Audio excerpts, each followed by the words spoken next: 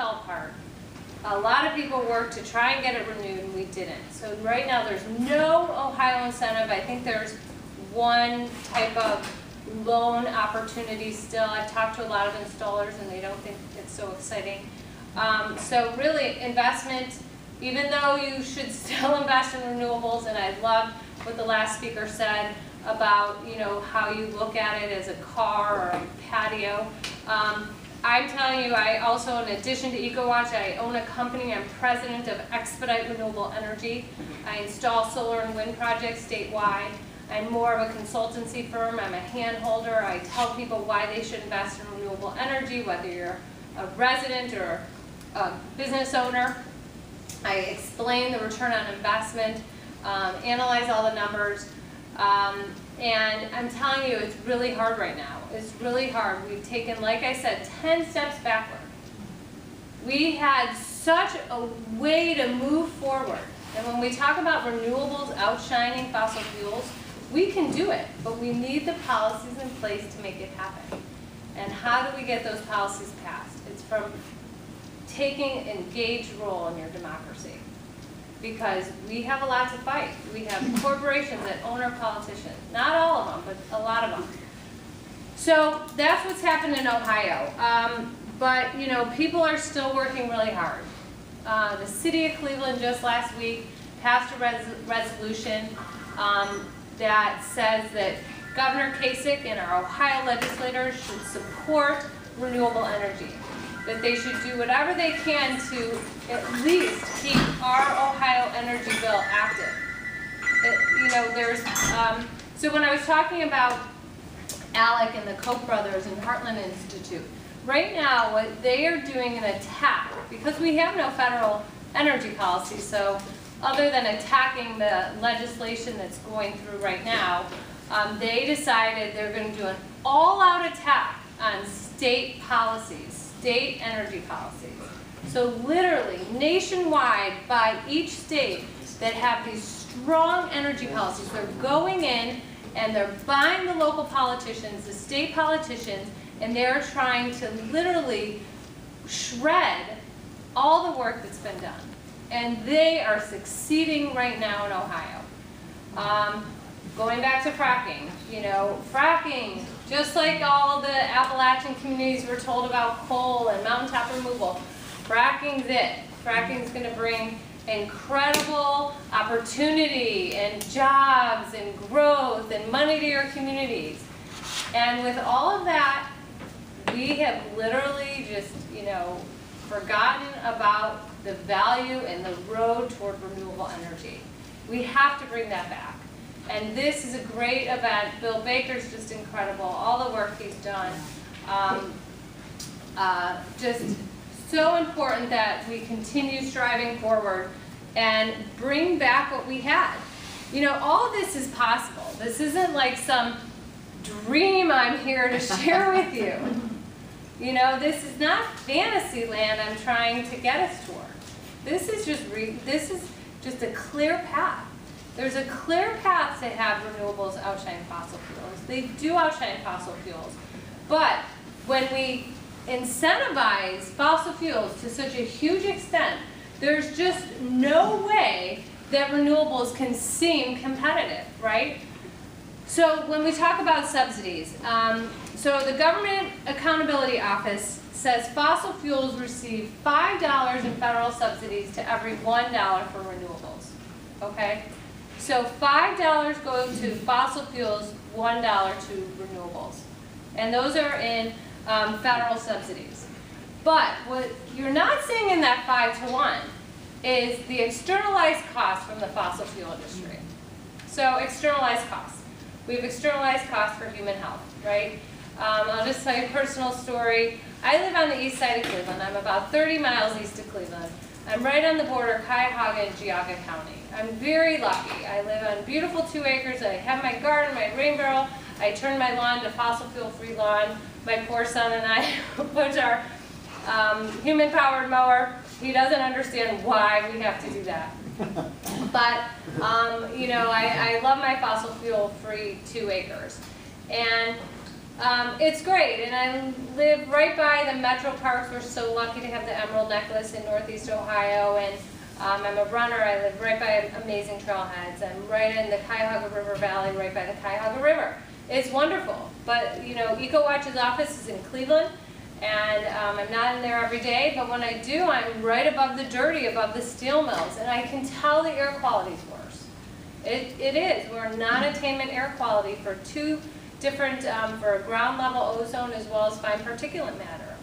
Even where I live, where I feel the air is cleaner, we're still in non-attainment air quality.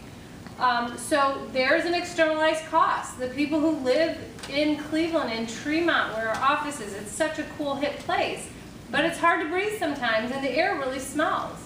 All those costs. So is the coal plants paying the health bills of the residents who live there? Of course not. Those are externalized costs. So many externalized costs out there. Mercury in fish. I'm a kayaker. I kayak on the Cuyahoga River and at the shore of Lake Erie, and see people out there fishing. You know, they're fishing for substance. They take that food home to feed their family, to make ends meet. Well, I can tell you, there's no money you could pay me to eat a fish right there from the mouth of the Cuyahoga River. We have combined sewer overflow issues. Right. I'm not going to go into what all that means. Many of you probably know. That fish is not healthy. You know, so people sometimes have trouble equating coal-fired power plants to water quality, but it's that fine-tuned particulate matter that goes into our water. It has mercury. The fish are living in it, and high levels of mercury. So, you know, what we're eating is contaminated. So that's a problem. Climate change, Arctic ice melt, and then what about severe weather? The cost of Hurricane Sandy, the cost of Katrina, extreme weather events, those are also externalized costs by the fossil fuel industry. As our ice caps melt, we've been told that it's going to create even more extreme weather. Our planet's warming. All externalized costs by the fossil fuel industry. So when we talk 5 to 1, that's really not accurate. The fossil fuel industry is so highly subsidized. It's unbelievable. Truly unbelievable. So, so we need to level the playing field. We have to create market certainty for renewable energy if we're going to see it become really widespread. But here's the exciting part. The exciting part is that we truly do have a path forward, and we are showing it time and time again. One of the more positive ways to get good news on EcoWatch is to click on our Renewables button. We are promoting the news of renewable energy projects that are happening all over the world, and we're constantly updating people on the latest information on how renewables truly are beginning to power our planet. So right now, 82% of all new U.S. electrical generating capacity in the first quarter of 2013. So 82% of all new capacity in the first quarter of 2013 has come from renewables. And we are truly breaking records every single day on installations of renewables worldwide. The U.S. is continuing to fall behind other countries. You know, when I talk about needing to so be engaged locally and knowing your state government, knowing what's going on in the federal government, you also really have to engage and educate yourself on global issues. Because if we're only looking at our currently failed government, we don't really understand that there's other governments doing it different ways, showing the right path forward. And so it's really important to know what's going on globally.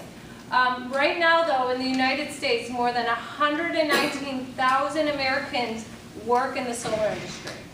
That's exciting. We just posted a piece the other day on that. Like I said, ecowatch.com, go to our renewables page. You'll see the button on our home page. And you're just going to see awesome, positive stories about renewable energy. If you look at American jobs in the solar industry, you're going to see we've had a really nice, steady growth. I know we can take that steady growth to really push it out and bring in so many more people working for a green economy. More than 7,700 megawatts of solar is installed in the U.S. That's enough to power 1.2 million American homes. So if we can power 1.2 American homes today, why can't we power 5 million American homes? We can, but we just haven't had enough local support to make all that happen. The policies in place on the local, state, and federal level to make that happen. So here's some exciting statistics on wind. Wind energy capacity in the U.S. in the last 10 years has grown more than 960%. In the last 10 years. Last year, wind alone accounted for 42% of the total new U.S. electrical capacity installed and grew 22% in 2012 alone. Okay? So if we're able to do that, why can't we do that more? Okay, so why can't we do that more? Well, again, back to the policies, back to Citizens United, money in politics, our politicians owned by corporations. There's something called the production tax credit, okay? The production tax credit is a huge incentive on the federal level to help large-scale projects, large-scale wind projects. And it was going to sunset at the end of last year. It sounds like it's Groundhog Day because this has happened year after year, but it was going to sunset. And literally at the last minute, it ended up getting renewed for one more year. Before I said we must create market certainty for renewable energy to get where we need to go. I'm sorry, keeping it renewed for 1 year, that's not market certainty. That is not where investors feel confident investing a lot of their money into the renewable energy infrastructure. And then on top of it, we have a really old electrical grid system that desperately needs updating. So we need to put our tax dollars into the right places. You may have seen a post on ecowatch.com where it's our tax dollars that are going to clean up the Arkansas oil spill. You know, these things, that's more externalized cost by the fossil fuel industry. So we have to change all that. So the good news is we heard from the last speaker, the cost to invest and to install renewable energy has considerably gone down, especially in solar. It's amazing what you can install a system for today. So what's so great is we have everything in place, right? We have the technology, we have the innovation, we have the ways to move toward a renewable energy future where renewables truly outshine fossil fuels. But we still have the fossil fuel industry that is trying so desperately to get every last drop out. Who in the room knows who Bill McKibben is? Okay, so Bill McKibben's amazing. He's founder of 350.org. He's a scholar. I consider him one of the top leaders in the environmental movement.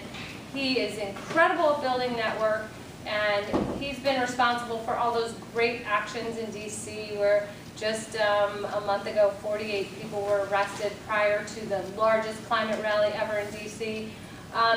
So Bill McKibben he's a writer, and he wrote a piece for Rolling Stone called Do the Math. And it is, to date, the most read piece on Rolling Stone of all time. There's never been a piece in Rolling Stone that's gone more viral than Bill McKibben's Do the Math piece. So Bill McKibben, he did the math. And I remember it was warm out because I sat out on my patio and read it, and then went inside and spent the next 3 hours writing a piece about it. But you know, if we